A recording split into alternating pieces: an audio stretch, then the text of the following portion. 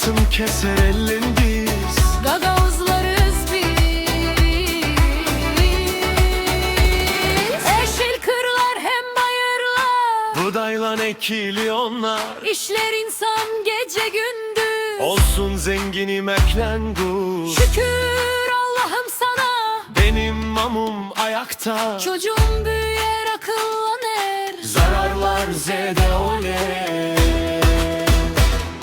Yeşil kırlar hem bayırlar, Buğdayla ekili onlar. İşler insan gece gündüz. Olsun zenginim eklengus. Şükür Allah'ım sana, benim mamum ayakta. Çocuğum büyüyer akıllanır. Zararlar zede ole.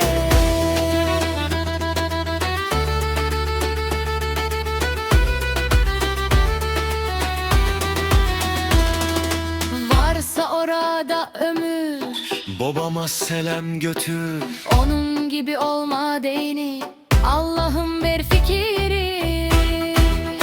Şükür Allah'a, Gagavuzlarız biz. Altın keser ellerimiz, Gagavuzlarız biz.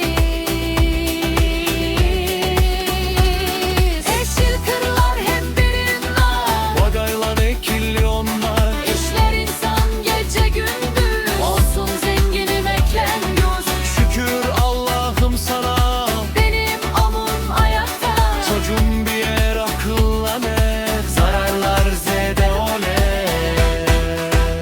Şükür Allah'a. Песня создана при поддержке Александра Старокилин. Автор слов